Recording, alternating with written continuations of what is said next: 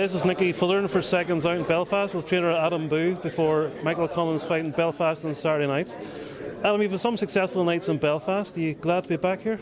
Oh yeah, the atmosphere here, it sounds really cliche because everyone says everywhere they go, oh, this is the best atmosphere, and then they go somewhere else and they say this is the best atmosphere.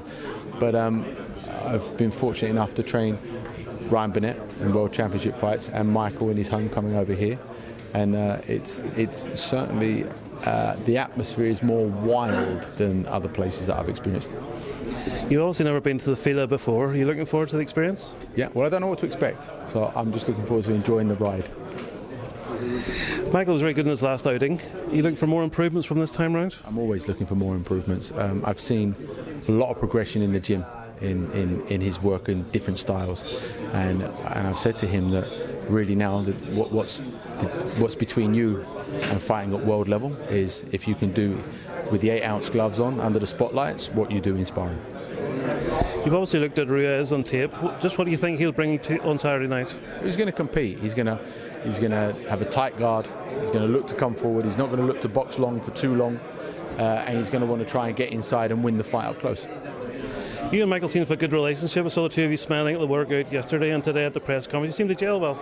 Yeah, I mean, look, Michael, firstly, as a fighter, is made of the right stuff, and secondly, as a right man, has a really a great moral compass and an excellent sense of humour, and so we get on well outside of the fighter-coach relationship.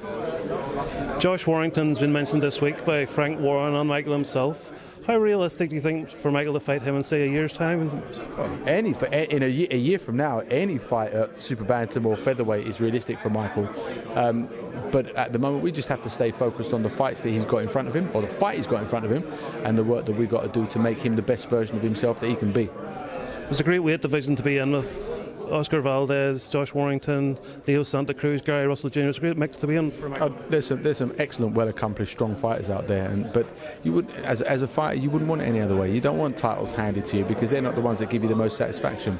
You want to fight recognised, accomplished, and long-standing champions, but that's what ultimately we think the direction of Michael's career is going to go.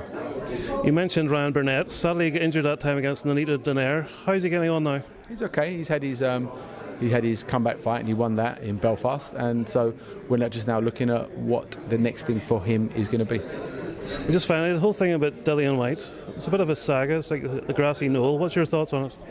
Well, I don't know. I don't know the specific details. I don't think anyone does at the moment, apart from the regulatory bodies. But I'm keeping a close eye on it. Not because of Dillian, because we're in a sport where people can get hurt, and as a coach and a manager, I have young fighters in my gym who are smart enough to know that they're potentially going to fight guys that might be dope cheats, and we need to know and understand and believe that the testing agencies and the governing bodies are doing everything they can to protect my fighters from certain things.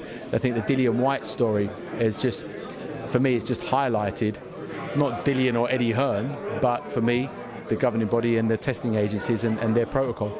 Do you think there should be stricter bans? I don't know about bans. I'm not talking about bans. I'm talking about the protocol that they have in how they administer their processes and who's responsible for which element. Well, that's super. Enjoy Saturday night. Thanks very much. Cheers.